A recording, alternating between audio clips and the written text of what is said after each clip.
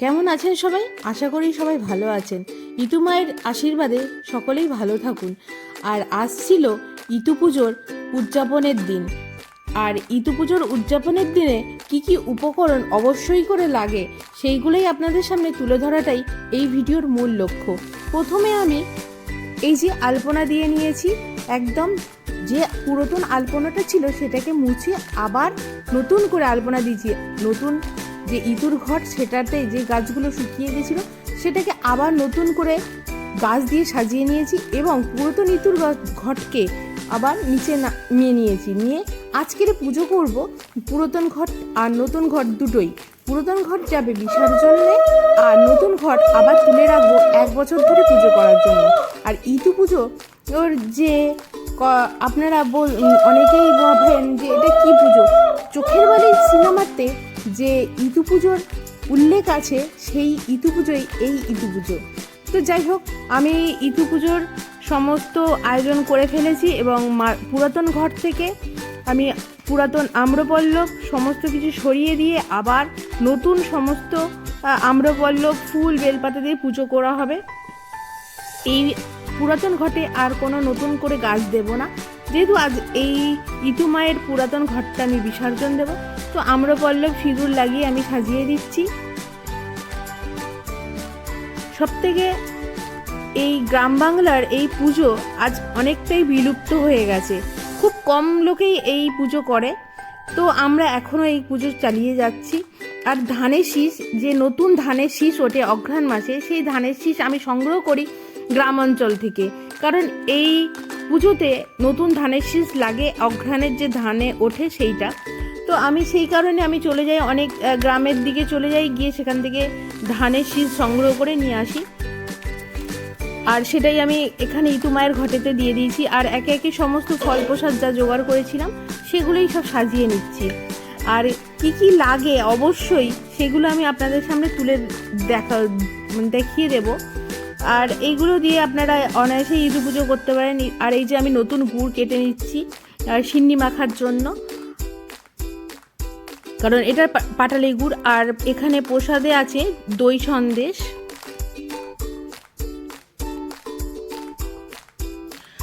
একদম অবশ্যই লাগবে নতুন গুড়ের মোয়া। ফল প্রসাদ বিভিন্ন রকম যে যেমন পারেন ফল প্রসাদ দিয়ে নেবেন। আমি পানি ফল, নারকেল, ছোলা মটর ভিজানো, পেয়ারা,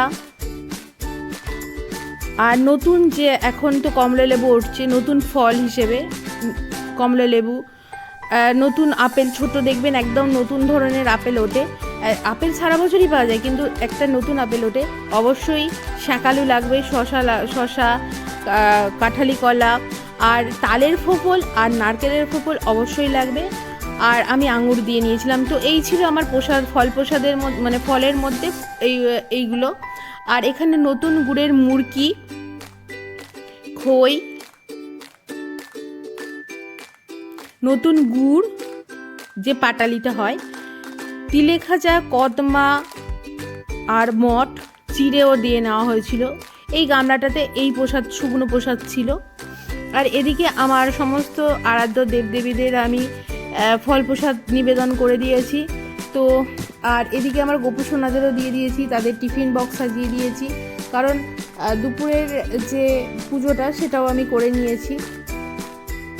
তারপরে ইতুর একদম শেষের দিকে ইতু পুজোটা করব। তো সেই হিসেবেই আমি এদিকে পুজো হয়ে গেছে। আর এদিকে এই যে আমার গোপু সোনাদের একদম ফল প্রসাদ, টিফিন বক্স, জল সমস্তটাই দিয়ে দিয়েছি। এবার আসি সিন্নি মাখা। এই যে চাল, আতপ চাল একদম মিহি করে বেটে নেওয়া হয়েছে, একটু শক্ত শক্ত, কিন্তু জল দেওয়া যাবে না, কারণ এই যে গুড় দেওয়া হবে, নারকেল কুড়ো দেওয়া হবে। এটা নতুন গুড়ের যে পাটালি সেটা কুড়ছিলাম, সেটাকেই কাটারি দিয়ে কাটছিলাম, সেটাই দিয়ে নেওয়া হলো। তারপরে 3টের মতো নারকেল কুড়ে রেখেছিলাম, তার থেকে বেশ কিছুটা নারকেল আমি দিয়ে নেব, যতটা ইচ্ছা লাগে ততটাই দেব, কারণ যে যেমন খেতে পছন্দ করবেন বা প্রসাদে দিতে পছন্দ করবেন সে সেরকমভাবেই এই সিন্নিটা মেখে নেবেন। নেওয়া হলো নতুন গুড়, এটা একদম সকালবেলা টাটকা গাছ থেকে কাটা রসের থেকে গুড় বানানো হয়েছে, একদম গরম আছে। সেই গুড়টা নিয়ে আসা হচ্ছে, কারণ আমরা গিয়ে যে শিউলিকে বলে আসি যে এরকম গুড় কখন উঠবে, তো উনি বলেছিলেন সকালে। তো আমরা সকালে গিয়েছিলাম, কিন্তু সকালে তখনও গুড় জাল দেয়নি, বলে 12টার সময়। আবার 12টার সময় গিয়ে এই নতুন গুড়টা নিয়ে আসে আমার হাজব্যান্ড, তো সেটাই দিয়ে মেখে নিচ্ছি।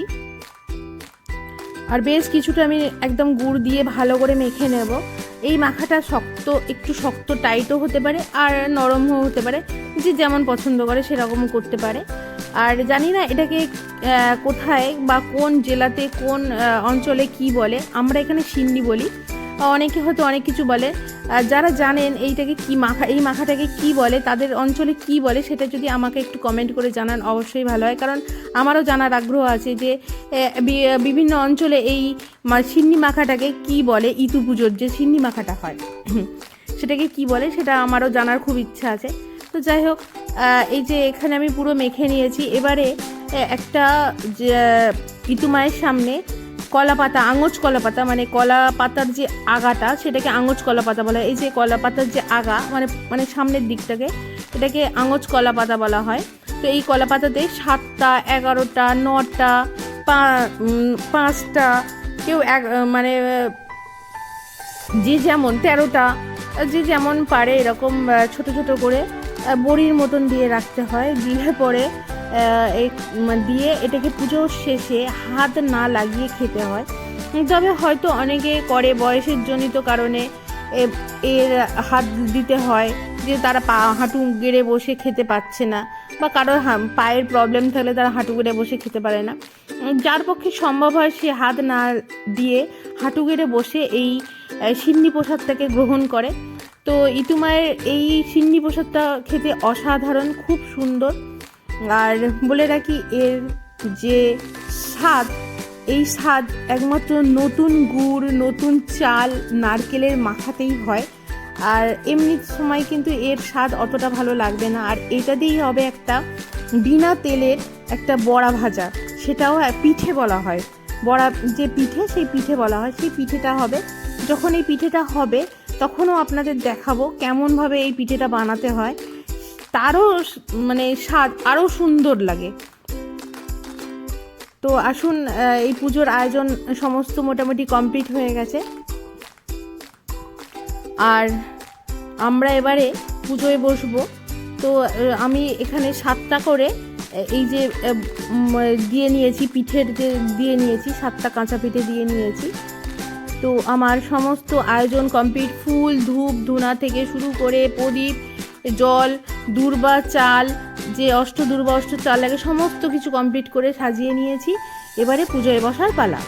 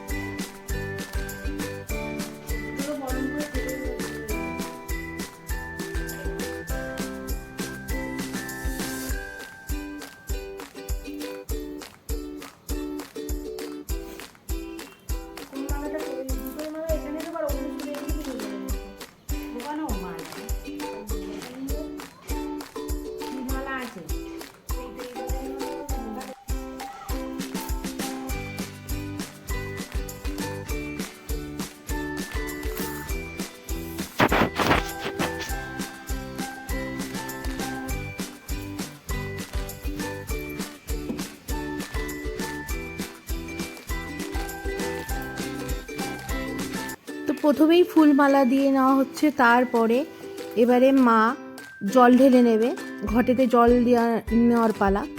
ঘটে জল দেওয়ার পরে সিঁদুর চন্দন সমস্তটাই দিয়ে নেওয়া হবে।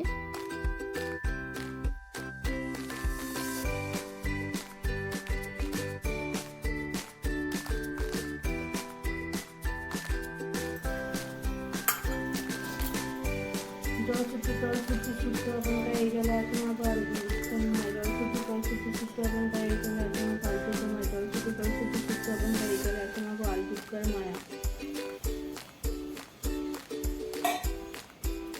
তোমার বাড়ি কোন করেছে জন্মা পান করে লক্ষ্মী সংকটে, তোমার বাড়ি কোন করেছে জন্মা সান্তান করে লক্ষ্মী সংকটে, তোমার বাড়ি কোন করেছে জন্মা সান্তান করে লক্ষ্মী সংকটে, তোমার বাড়ি কোন করেছে জন্মা সান্তান করে লক্ষ্মী সংকটে, তোমার বাড়ি কোন করেছে জন্মা পান করে লক্ষ্মী সংকটে,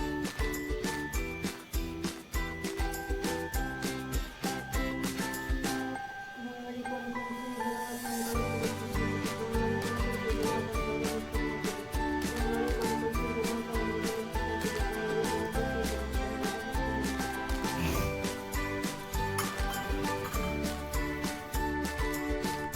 তো জল ঢেলে নেওয়ার পরে আমরা এবারে সিঁদুর চন্দন সমস্তটা লাগিয়ে দিচ্ছি। আর বন্ধুরা আর একটা কথা জানিয়ে রাখি, এই ইতু পুজোর দিনকে আমরা যে ইতুর ঘট বিসর্জন অনেকেই করে দেয়, তো আমরাও করে দিতাম আগে, এখন রেখে দিই সারা বছর, পুরাতনটাকে আজকেরই বিসর্জন করে দেব।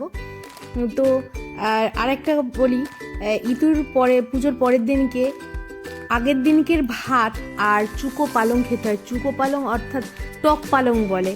তো আমি এখনও বীরভূম বাঁকুড়ার দিকে এই টক পালংয়ের চাষ আছে, কিন্তু এদিকে অতটা নেই বলে তো আমরা সেটা আর খেতে পাই না। হ্যাঁ, দানা পাওয়া যায়, কিন্তু গাছ বেরোতে বেরোতে ইতুর শেষ হয়ে যায়। তো এখানে যখন দানা আসে তখন দানা ফেলে গাছ বেরোতে বেরোতে ইতু পুজো সম্পূর্ণ কমপ্লিট। তো আমাদের এই নিয়মটা আমাদের আর করা হয় না। আরও বলি, একটা সময় আমাদেরই এই অঞ্চলে প্রতিটা ঘরে ঘরেই এই ইতু মায়ের পুজো করা হতো। সন্ধেবেলাটায় শাঁখ ঘণ্টা উলুধ্বনি দিয়ে যখন ইতু মায়ের বিসর্জন হতো, তখন কার বাড়ি কখন হলো সেটা বোঝা যেত, যে এই বাড়িতে ওই বাড়িটায় ইতু মায়ের পুজো, আজ এই বিসর্জনটা এত তাড়াতাড়ি হলো, ওই টাইমে হলো। এটা একটা আলাদাই একটা মজা ছিল। এখন আর সেটা নেই, সেটা শুনতে পাই না। আমরা ছোটোবেলাতে এই সবগুলো খুব উপভোগ করেছি।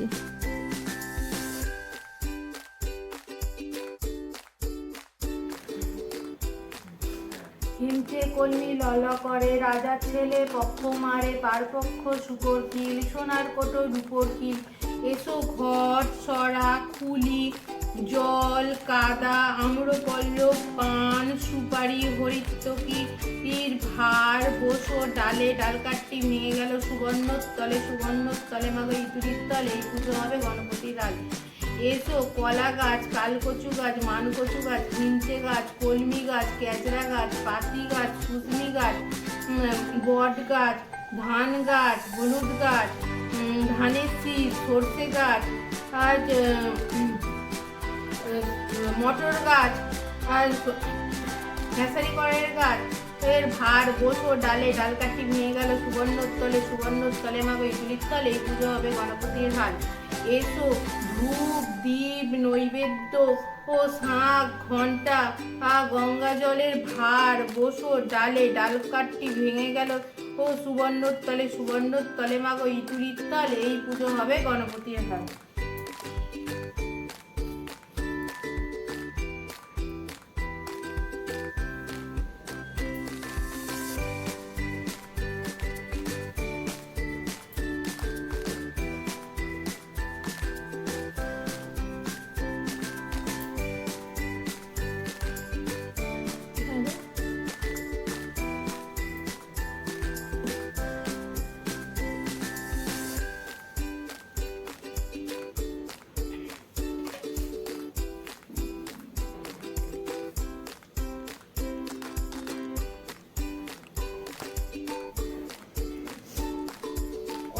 চাল অষ্টদূর্বা কলসপত্রে থুয়ে শুনো এক মনে, ইতুর কথা সবে প্রাণ ভরে, ইতু দেন বর ধনধান্যে, পুত্র পৌত্রে বাদুক তাদের ঘর।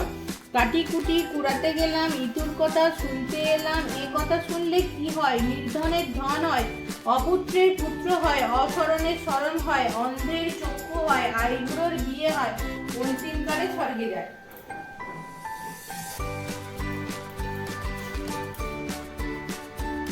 অষ্টে বারুকটাদের ঘর, কাটি কুটি কুড়াতে গেলাম, ইটুর কথা শুনতে এলাম, এ কথা শুনলে কি হয়? নির্ধনের ধন হয়, অপুত্রের পুত্র হয়, অসরণের স্মরণ হয়, অন্ধের চক্ষু হয়, আইবুড়োর বিয়ে হয়, অন্তিমকালে স্বর্গে যায়।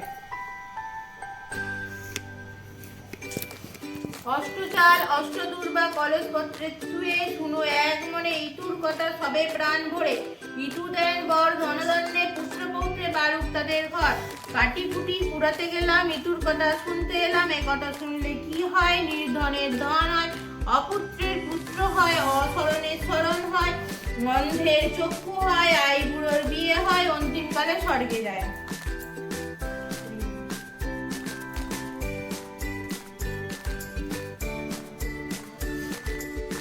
এক রাজ্যে এক খুব গরিব বামুন বামুনি বাস করত। তাদের অমুনা আর যমুনা নামে দুটি মেয়ে ছিল। একদিন বামুনের খুব পিঠে খাওয়ার ইচ্ছা হওয়ায় সে সব জিনিস জোগাড় করে নিয়ে এলো। বামনি রাত্রি বেলায় পিঠে করতে লাগলো আর বামুন রান্নাঘরের পিছনে চুপ করে বসে পিঠে গুনতে লাগলো। এরপর বামুনকে খেতে বসিয়ে বামনি যখন পরিবেশন করছে তখন বামুন বলল, 2 খানা পিঠে কম হলো কেন? বামনি বলল, ও যে সে তার 2 মেয়েকে পরে ওখানে থেকেও ওদের বিয়ে খাবার ব্যবস্থা হতে পারবে। আমাদের বোনের অবস্থা তো খুব ভালো, আমিও এতদিন অভিমান করে যাইনি। বামনি খুশি না করেও মুখে কিছুই বলতে পারল না। যমুনা নিয়ে বামুন রওনা দিল। অনেকখানি হাঁটার পর বেলা প্রায় দুপুরে বামুন মেয়ে দুটিকে নিয়ে একটি বনের মধ্যে ঢুকলো। মেয়ে দুটি খিদে তেষ্টায় খুবই কাতর হয়ে পড়েছে। তারা আর বসে থাকতে পারলো না। একটা বট গাছের তলায় ছায়ায় তাদের বাবার কোলে মাথা রেখে ঘুমিয়ে পড়ল। বামুন এটাই চেয়েছিল। সুযোগ দেখে সে ইটের উপর মেয়ে দুটির মাথা রেখে চুপি চুপি পালিয়ে গেল। যাবার সময় কয়েকটি শামুক ও গুগলি ভেঙে তাতে আলতা মাখিয়ে ছড়িয়ে রেখে গেল। মেয়ে দুটি ঘুম ভাঙতে দেখলো যে তাদের বাবা সেখানেই নেই আর চারিদিকে খানিক রক্ত ছড়িয়ে রয়েছে। তখন যমুনাকে বলল, বাবাকে বোধহয় বাঘে খেয়েছে। যমুনা বলল, না না, আমরা যে 2 খানা পিঠে লুকিয়ে খেয়েছিলুম তাই। বনের মধ্যে তাদের খুব ভয় করতে লাগলো। দুজনেই চোখের জলে ভাসতে লাগলো। কোথায় বা তারা যাবে তাও ঠিক করতে পারলো না। এমন সময় দূরে বাঘের গর্জন শোনা গেল। বাঘের গর্জন শুনে তারা ভয়ে আরো আড়ষ্ট হয়ে উঠল। এবার বুঝি তাদের বাঘের পেটে যেতে হবে। তারা তখন ভয়ে ঠক ঠক করে কাঁপছে। এমন সময় অমুনা বলে উঠল, যমুনাদি, ওই দূরে একটা খুব বড় বটগাছ দেখা যাচ্ছে, চলো আমরা ওখানেই আশ্রয় নিই।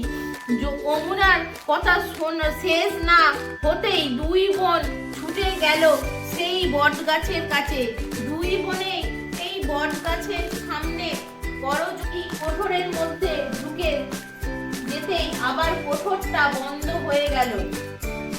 বাঘটা কাছে এসে মানুষের গন্ধ পেয়ে চারপাশে খানিকটা ঘোরাঘুরি করলো, পরে সেখান থেকে চলে গেল। বাঘটা চলে যেতে বটগাছটি আবার দুভাগ হলো আর যমুনা কোঠরের মধ্যে থেকে বেরিয়ে এলো। তখন তারা কোথায় যাবে, কি করবে ভাবতে ভাবতে জঙ্গলের ভিতরে চলতে লাগলো। খানিক চলার পর তারা জনবসতি দেখতে পেল। তখন তারা একটু দূরে দেখলো যে তাদেরই বয়সের কয়েকজন মেয়ে একটা পুকুরের পাড়ে ঘট বসিয়ে কি সব পুজো করছে। যমুনা তাদের কাছে গিয়ে দাঁড়াতেই সঙ্গে সঙ্গে তাদের পুরা এখন তোমরা ওই পুকুর থেকে স্নান করে এসো। তো সেই মেয়েদের কথা মতো যমুনা সেই পুকুরে যেই পুকুরে নেমেছে অমনি সেই পুকুরে সব জল শুকিয়ে গেল ও জলের মাছগুলোই ছটফট করে লাফাতে লাগলো। যমুনা ব্যাপার দেখে কাঁদতে কাঁদতে আবার মেয়েগুলোর কাছে ফিরে এসে সব কথা বলল। মেয়েরা তখন বলল, এই নাও ঘটের দুর্বা দিচ্ছি, নিয়ে গিয়ে এই পুকুরে ফেলে দাও।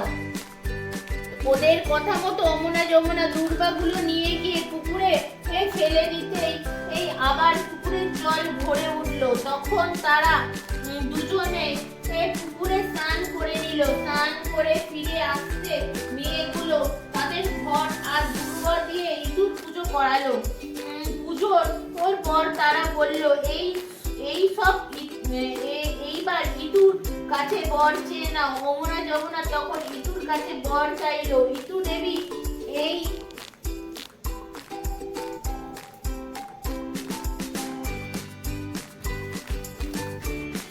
বর দাও যাতে আমাদের বাম্মার দুঃখ দূর হয় আর ঘর ভর্তি সোনাদানা ও টাকা কড়ি হয়। তারপর মেয়েগুলো বলল, এইবার তোমরা খুব ভক্তি করে ঘর নিয়ে বাড়ির দিকে যাও। তখন ঘর নিয়ে যমুনা বাড়ির দিকে রওনা হলো। ইঁদুর দেবী তাদের ঘর দেখিয়ে দিলেন।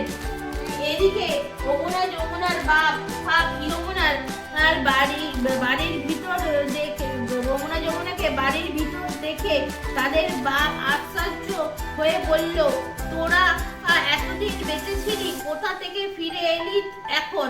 মরিসনি তোরা? যমুনা বলল, বাবা আমরা যদি মরতুম তাহলে আজ তোমরা এত বড়লোক হতে পারতে না। আমরাই ইঁদুর পুজো করে মাকে সন্তুষ্ট করে তোমার রাজা হওয়ার বর চেয়েছিলুম, তাই আজ তুমি এত বড়লোক হতে পেরেছো। তখন তাদের বাপ মা আদর করে মেয়ে দুটিকে ঘরে ডেকে নিয়ে এলো। বামনিও তাদের মুখে সব কথা শুনে ইঁদুর পুজোর আরম্ভ করলো। বছর খানেকের মধ্যে বামনির একটি সুন্দর ফুটফুটে ছেলে হলো। তখন তাদের আর আনন্দ ধরে না। ধন ঐশ্বর্য ও ছেলে পেয়ে মেয়েদের নিয়ে তারা মনের সুখে সংসার করতে ছুটে গিয়ে একটা ছোট ভাঁড়ে করে এক ভাঁড় জল নিয়ে এলো। এক ভাঁড় জল দেখে রাজপুত্র ভয়ানক রাগ হলো, কিন্তু কি করার আর করবেন ভাবলেন, যতটুকুই জল পাওয়া গেছে সেইটুকুই এখন খেয়ে নেওয়া যাক। এইভাবে রাজপুত্র ও ভাঁড়টি মুখে তুলে জল খেতে আরম্ভ করলেন। কিন্তু কি আশ্চর্য, যত জল খান ভাঁড়ের জল আর কিছুতেই ফুরায় না। তখনই তিনি তার লোক লস্কর যুবরাজের আর যমুনার সঙ্গে কোটালের ছেলের বিয়ে হয়ে গেল। পরের দিন যমুনা শ্বশুর বাড়ি যাবার সময় বামনিকে বললে, তোরা কি খেয়ে শ্বশুর বাড়ি যাবি? যমুনা বলল, আমি এখন রাজার রানী, দাঁতখানি চালের ভাত আর মাগুর মাছের ঝোল ভালো করে রেঁধে দাও, আমি সেই খেয়ে পান চিবুতে চিবুতে হাতির পিঠে বসে শ্বশুর বাড়ি যাব। আর যমুনা বলল, আজ অঘ্রাণ মাসের রবিবার, ফলমূল নিরামিষ খেয়ে ইঁদুর ঘরে বউ বরণ করতে এলেন।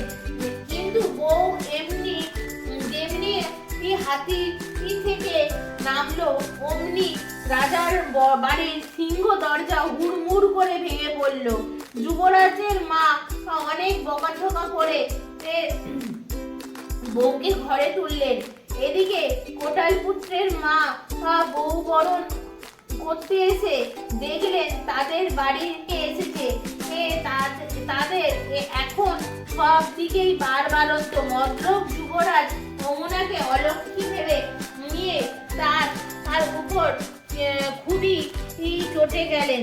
যমুনা তখন সামনে এলে তাকে দূর দূর করে তাড়িয়ে দিতে লাগলেন। শেষে একদিন ঘাতককে ডেকে বললেন, এই দণ্ডে যমুনাকে কেটে তার রক্ত এনে আমাকে ওনার কাছে গিয়ে সব কথা খুলে বলল। মায়ের পেটের বোন এই দুর্গতি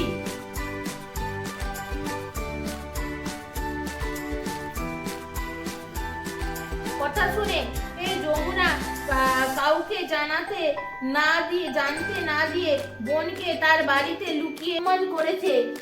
তাই সে আজ এই বিপদে পড়েছে। এখন থেকে এই যমুনা আবার যমুনাকে নিয়ে ঠিক নিয়ম মতন ইঁদুর পুজো করতে লাগলো। শেষে ইঁদুর দেবী আবার যমুনার উপর সন্তুষ্ট হলেন। সঙ্গে সঙ্গে যুবরাজ দিন দিন বারবারন্ত হতে লাগলো। যুবরাজ একদিন স্বপ্ন দেখলেন যে এক দেবী তাকে বলছেন, এখনই যমুনা রানীকে খুঁজে বাড়িতে না নিয়ে এলে তোর সর্বনাশ হয়ে যাবে। ভদ্রক যুবরাজ স্বপ্ন দেখার পর থেকে খুবই দুশ্চিন্তায় পড়ল। তিনি তো জানতেন যে যমুনা রানীকে ঘাতক কেটে ফেলেছে। শেষে যুবরাজ কোটাল পুত্রকে ডেকে পাঠিয়ে স্বপ্নের কথা জানিয়ে কোটাল পুত্রে যখন ঘাতককে ডেকে পাঠিয়েছে যমুনার কথা শুনলেন এবং খুব ভাবতে বাড়ি চলে গেলেন।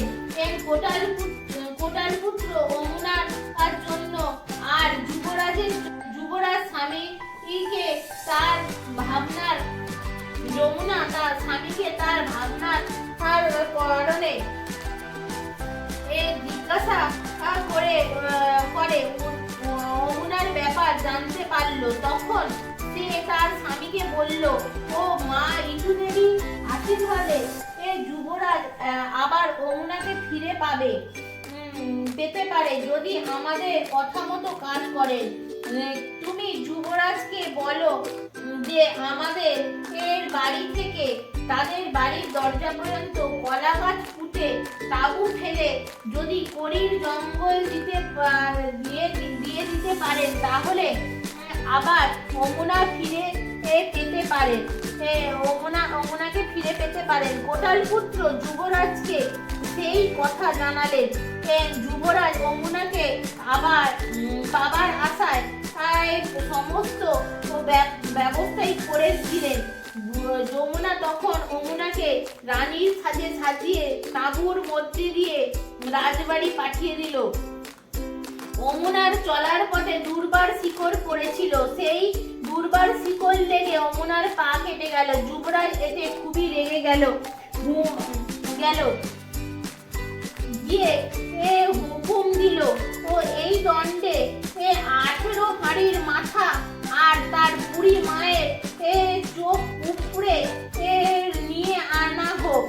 বলার সঙ্গে সঙ্গে যুবরাজের হুকুম মতন কাজ করা হলো। যুবরাজ যমুনাকে নিয়ে রাজবাড়িতে ঢুকলো। তারপর অঘ্রাণ মাসে যমুনা ইঁদুর পুজো করলো। কিন্তু ইঁদুর শেষে কথা শোনার জন্য রাজবাড়িতে উপস্থিত কোনো স্ত্রীলোককে পেল না। যমুনা তখন যুবরাজকে বলল যে এই রাজ্যে একজন উপস্থিত স্ত্রীলোক চাই যে ইঁদুর কথা শুনবে। যুবরাজ তখনই লোক পাঠালেন রাজ্যের মধ্যে যে স্ত্রীলোক উপস্থিত আছে তাকে রাজবাড়িতে নিয়ে আসার জন্য। ও রাজবাড়ির লোক ছুটলো চারিদিকে, কিন্তু কোনো উপস্থিত স্ত্রীলোককে কোথাও পেল না। শেষে তারা সেই বুড়ি হারিণীর উপস্থিত জেনে তাকে ধরে আনলো। সে কিছুতেই আসবে না। সে বলল, ওই অলক্ষী রাক্ষসীর জন্য আমার 18 ছেলে মাথা গেল আর আমি অন্ধ হলুম। আমি কিছুতেই সেখানে যাব না। যাই হোক, রাজবাড়ির লোক তাকে জোর করে ধরে আনলো। সে যমুনার কাছে আসতে যমুনা তাকে বলল, বুড়িমা তোমার কোনো ভয় নেই, তুমি আমার ইতুর কথা শোনো, আবার তোমার সব হবে। বুড়ি তখন তার 18 ছেলেদের বেঁচে ওঠা আর তার চোখ ফিরে পাওয়ার জন্য বর চাইলো। ইতুর আশীর্বাদে তাই হলো। বুড়ি তার 18 ছেলেকে আর নিজের চোখ ফিরে পেল। তারপর হাঁড়িনি চারিদিকে বলে বেড়াতে লাগলো যে রানী মা অমুনা ইতুর পুজোর কথা শুনে সে আবার সব ফিরে পেয়েছে। এখন থেকে এর দেশ দুঃখ সকলে ইতুর পুজো করে আনন্দে বসবাস করতে লাগলো। এই মতো করলে মেয়েরা যথার্থ সুখ সম্পদের অধিকারিণী হয়ে থাকেন।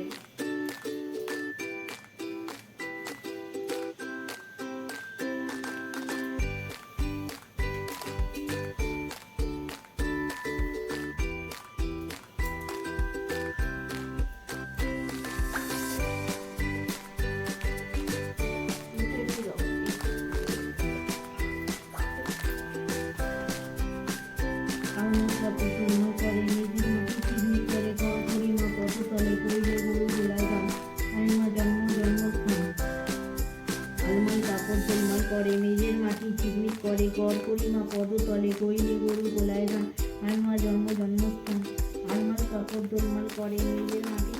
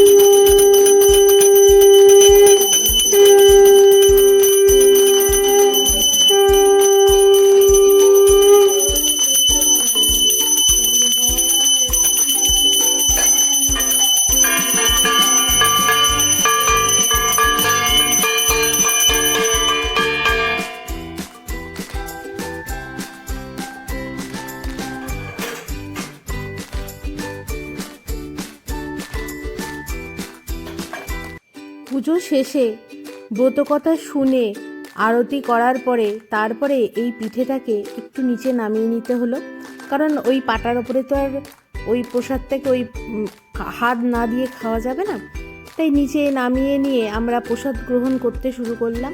আর সবথেকে বড় কথা, এটা হাত দেওয়া যাবে না খাওয়ার সময়। আর মা কিছুক্ষণ হাত না দিয়ে খাওয়ার চেষ্টা করেছে, কিন্তু ওনার একটু পায়ের সমস্যা থাকার জন্য উনি লাস্টে হাতে তুলে নিয়েই খায়, উপর হয়ে বসে উনি খেতে পারেননি। তো আমি চেষ্টা করেছি যতটা পেরেছি, আমি হাত না লাগিয়েই পুরোটাই আমি এই প্রসাদ গ্রহণ করেছি। আর এটা একদম পুজো শেষে এই প্রসাদ গ্রহণ করেই তবেই আসন ছাড়তে হয়, আমাদের এখানে এটাই নিয়ম। আর একদম মায়ের মানে ইতু মায়ের সামনেই এই প্রসাদ একদম গ্রহণ করে নিতে হয়। তো সেই প্রসাদই আমরা গ্রহণ করছি। সবথেকে বড় কথা একটা জিনিস বলি, এই যে পুজোর নিয়ম অনেক কিছুই আছে, হয়তো এখনকার দিনের অনেকেই এইসব নিয়ম বা পুজো করতে চান না, জানি এতে অনেক কষ্ট হয়, খাটুনি হয়, কিন্তু এই পুজোর করার আলাদাই আনন্দ, আলাদাই মজা।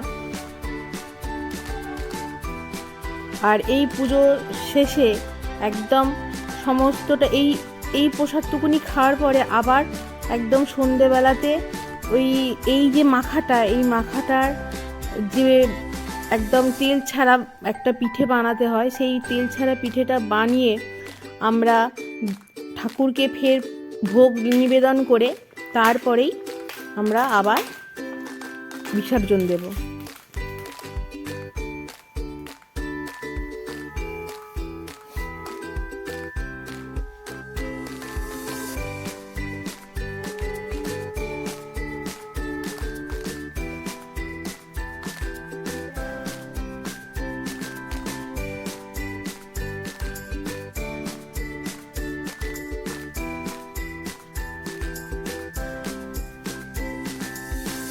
তো বন্ধুরা, এই যে দেখে নিন, আমি একটা ফ্রাইং প্যান বসিয়ে নিয়েছি, আর এতে কিন্তু এক টুকরো কোনো তেল নেই, এতে তেল ছাড়া হবে, কারণ নারকেল থেকে একটা যে তেল বেরোয় সেই তেলে দিয়েই কিন্তু এটা একটা ভাজা টাইপ হয়ে যাবে। তো সেই কারণে তেল আর গুঁড়েতেই এর এক যে ভাজাটা, সেটা মানে একটা ভাপা টাইপের একটা কেমন একটা হয়, মানে একটা সাইড একটু পুড়ে যায় আর একটা সাইড একদম ঠিক থাকে, একদম সাদা টাইপের থাকে, একটু হালকা ব্রাউনিশ হয়ে যায়। তো এইভাবেই এই পিঠেটা বানাতে হয়। আর এই পিঠেটা এইভাবে বানিয়ে আমরা ইতুমাকে নিবেদন করি। তো সেটাই আপনাদের সামনে তুলে ধরলাম। এটা আপনারা এমনিতেও বাড়িতে বানিয়ে খেতে পারেন। আমি যে মাখাটা দেখালাম সেম ওইভাবে মাখাটা বানিয়ে আর এটাকে বাড়িতে একবার বানিয়ে খেতে পারেন, খুব দারুণ খেতে।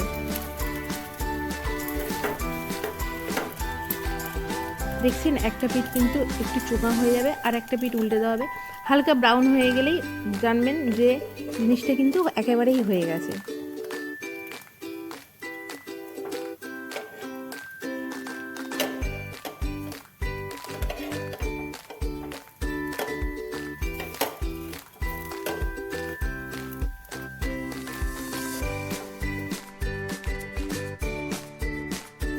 দেখুন আমার কিন্তু সমস্ত পিঠে ভাজা হয়ে গেছে, আর একদম আরোই মাত্র 4টে বাকি আছে প্যানেতে। তো ওই 4টে হয়ে গেলেই আমার সমস্ত পিঠে ভাজা হয়ে যাবে, আর তারপরেই ইতুমাকে আমি নিবেদন করে দেব।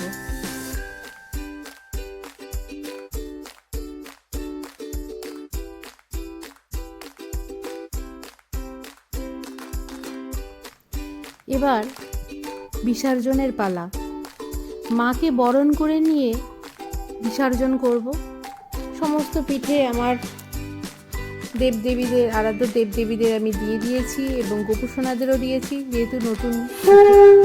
এবার এই যে বরণ করে নিয়ে মার বিদায়ের পালা। নতুন ইতু মায়ের যে ঘট সেটা থেকে যাবে, আর পুরাতন ইতু মায়ের ঘট আমি বিসর্জন দেব।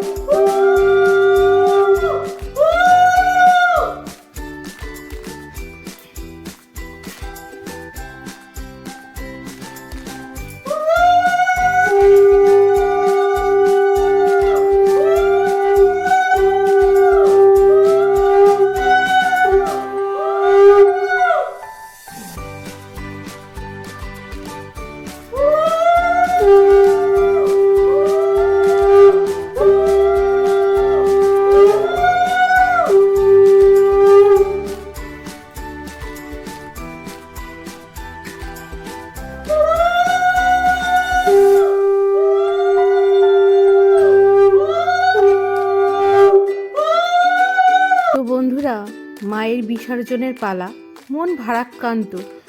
নতুন ইতু মায়ের ঘট আবার আমি আমার যে চৌকি ঠাকুরের সেখানে তুলে দেব, আর পুরাতন ইতু মায়ের ঘট আমি বিসর্জন দেব। তো যদি আমার ভিডিওটি ভালো লাগে অবশ্যই লাইক, শেয়ার, কমেন্ট আর সাবস্ক্রাইব করতে কিন্তু ভুলবেন না।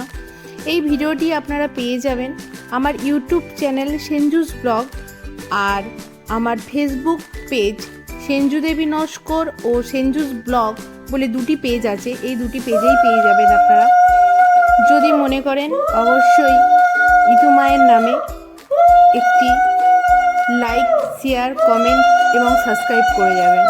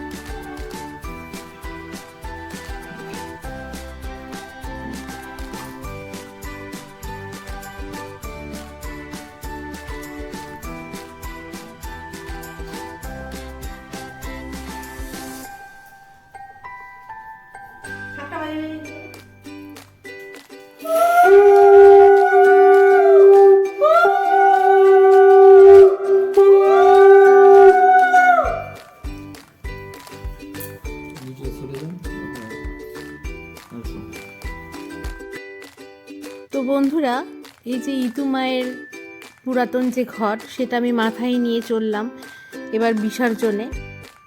তো বিসর্জনে পায়ে হেঁটে যাওয়াটাও যাওয়া যায় আর গাড়িতেও যাওয়া যায়। তো পায়ে হেঁটে যাওয়াটা একটু এখন অসুবিধার মধ্যে, কারণ আমাদের এই দিককার রাস্তাটা যেহেতু পাইপ লাইনের জন্য খোঁড়াখুড়ি হচ্ছে, একদম অসমান। তো খালি পায়ে হেঁটে যাওয়াটা একটু অসম্ভব, তাই বাইকে করেই গেলাম ইতু মায়ের বিসর্জন করতে।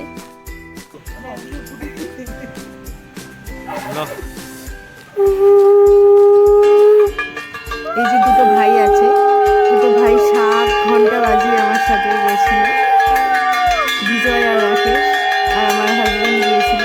তো আমরা এটা উৎসব করা পুকুরেতেই এই ইতু মায়ের যে ঘরটা সেটাই বিসর্জন করলাম। দেখলাম আরও অনেকেই এখানে বিসর্জন করে গেছে, ঘরটাকে ফেলে দিয়ে গেছে, কিন্তু আমি যতদূর জানি এই ঘট ফেলে যায় না, এই ঘট নিয়ে বাড়ি চলে যেতে হয়। তো আমি আমার যেহেতু পিতলের ঘট সেটা নিয়ে গেছি, আমরা আগাগোড়াই যে মাটির ঘটে পুজো করতাম সেটাও তুলে নিয়ে বাড়ি চলে যেতাম, কোনোদিন আমরা জলে ফেলে দিয়ে চলে যেতাম না। তো জানি না যাদের যেরকম নিয়ম, আমি আমাদের নিয়ম অনুসারেই আমি এই ঘট সরা দিয়ে আবার বাড়ি নিয়ে চলে যাব।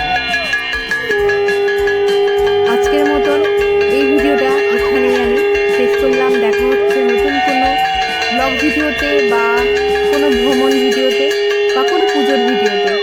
আজকের মতো বিদায়।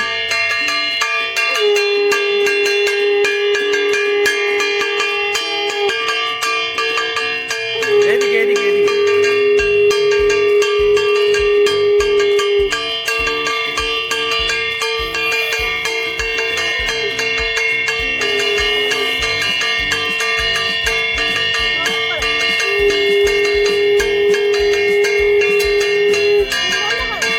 হ্যাঁ